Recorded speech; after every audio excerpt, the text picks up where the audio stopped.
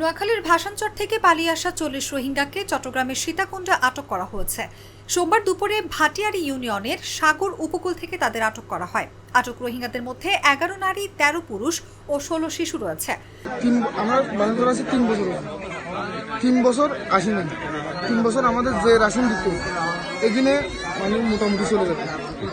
যে এই ২ মাস হচ্ছে রাশন দর আমাদের মনে করেন মাথা কোনো ১২০০ টাকা করে কম।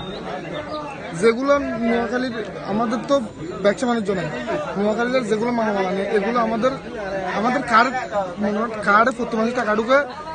প্রথম ঢুকতো $15, এখন ঢুকে $12। তারা জানিয়েছেন কক্সবাজারের টেকনাফ রোহিঙ্গা শিবিরে যেতে তারা ভাসানচর থেকে পালিয়ে এসেছেন। স্থানীয়রা জানান দুপুরে ৪টি ইঞ্জিন চালিত নৌযান থেকে সাগর উপকূলে রোহিঙ্গাদের নামতে দেখেন স্থানীয় বাসিন্দা। পরে তারা ওই রোহিঙ্গাদের আটক করে উপকূলে বসিয়ে রাখার পাশাপাশি থানায় খবর দেন। সীতাকুণ্ড থানার পরিদর্শক মোহাম্মদ আলমগীর বলেন, ঘটনাস্থলে পুলিশ পাঠানো হয়েছে।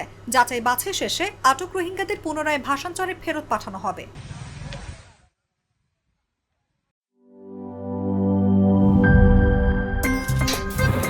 আমার একটা স্মার্ট সিদ্ধান্তে 25% গ্যাসের খরচ কমেছে। ভাবছেন কিভাবে?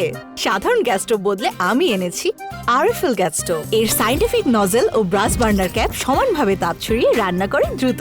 তাই গ্যাসও বাঁচায় 25%, টাকাও বাঁচে 25%। আরএফএল গ্যাস স্টোভ নিরাপদ ও গ্যাস সাশ্রয়ী।